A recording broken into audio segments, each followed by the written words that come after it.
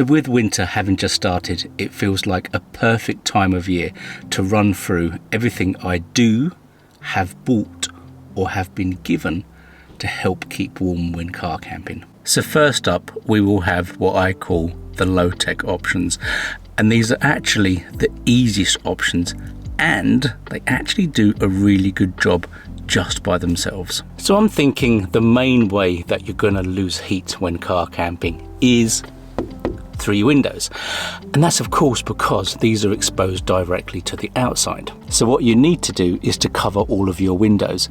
Now there's a lot of DIY methods out there, from Reflectix to Proplex, or my method was the weed fabric and cardboard solution. I've got a separate video for that somewhere to show you how to make that.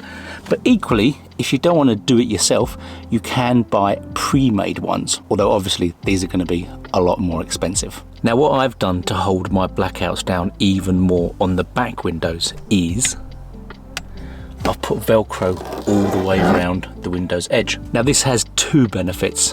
One, it makes sure that they're not essentially going to fall off and they're nice and tight, but also it really helps with light bleed if you're doing stealth car camping like I tend to do.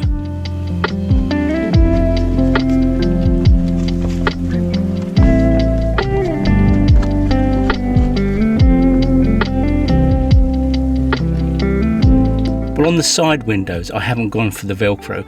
Instead, I'm using these mesh covers. Now, the reason why I chose to use the mesh covers is because they serve a dual purpose, basically. So when it's daytime and you're parked up, you don't need to have the blackout on, but the mesh cover gives you a bit of stealth, but that's a different video. So with these all now on, that leaves you with the front. So for me, what I have is this extendable shower pole, which I've just cut holes in the roof and put them in. Then on that, I have this cheap, not very blackout Amazon curtain.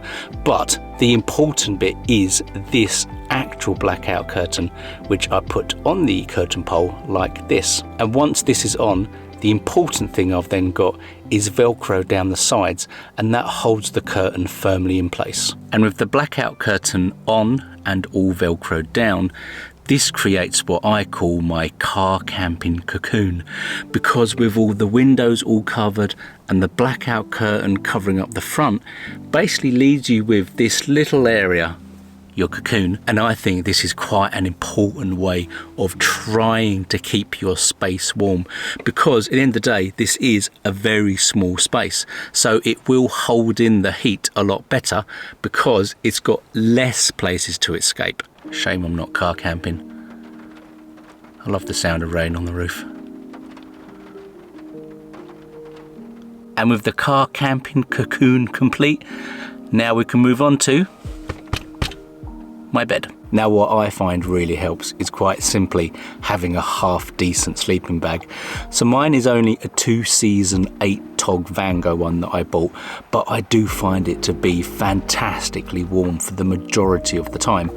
But for times when it's not enough, I also take along this little blanket. So having a half decent sleeping bag and a blanket on top, I find are a great combination for the colder nights when car camping.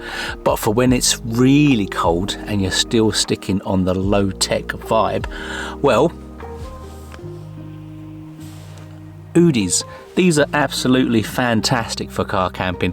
They are a bit like wearing a massive fleecy rug, and they are fantastically great for keeping you warm, especially in conjunction with the sleeping bag and blankie setup. And of course, the added bonus of having an Oodie is that when you wake up in the middle of the night because you need to use the facilities, well, this will still keep you warm. So these have all been the low-tech, cheap things that you can do to keep warm when car camping. The next two things are things that I've actually bought. So the first up is something that I used for the first time on my last car camp, and that is this USB powered kind of electric blanket. So the way I used this was to put it inside my sleeping bag and then turn it on. Now this has 3 heat settings, and 8 watts is amazingly its highest setting. On low, it's only 4 watts. So what makes this heated blanket so good is the fact, because it is such incredibly low watts, you don't need a power station to use it. In fact, all you need is a little battery bank, and that will keep it going all night long. Now, what would have made this heated blanket absolutely perfect is if it was slightly wider.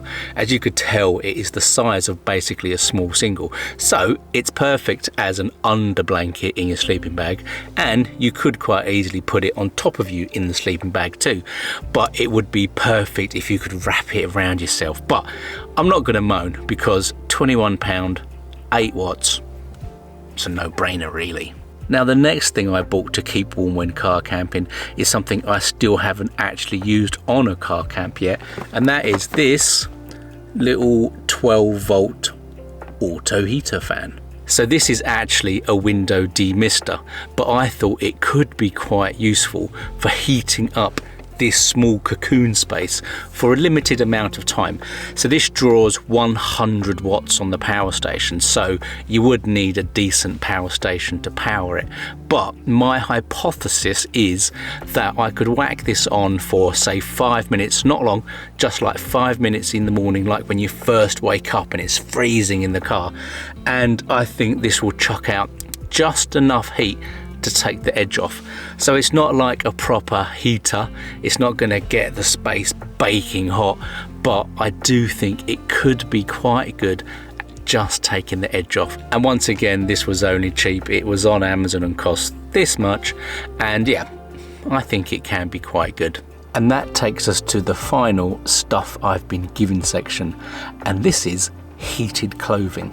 So when car camping, your extremities, so your feet and your hands, I think are the bits that get the most coldest, especially your feet if you sleep the same way I do with your feet down, because your feet are close to the boot and they're going to get even colder than usual. So that's why I was so happy when I was given these heated socks about a year ago.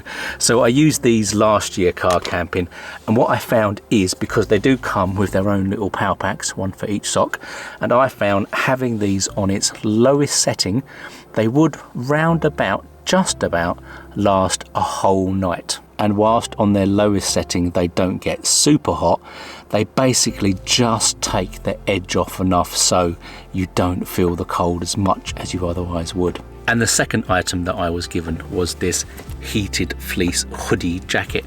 Now this has heated arms, heated front and heated back, and comes with its own little power bank. Now the way I used this last year was in effect almost like an electric blanket. So I only turned on the front and the back, I wrapped it around myself under the sleeping bag, and by putting it on its lowest setting, this would last all night long, because like the socks, this has 3 heat settings: high, medium and low. Now high is really warm, but clearly that wouldn't last all night long, but having it on low, it was absolutely perfect for car camping. Now this isn't particularly cheap, but if you go on Amazon, you will find heated vests, heated tops, heated jumpers, heated trousers, socks, pants, gloves, heated everything.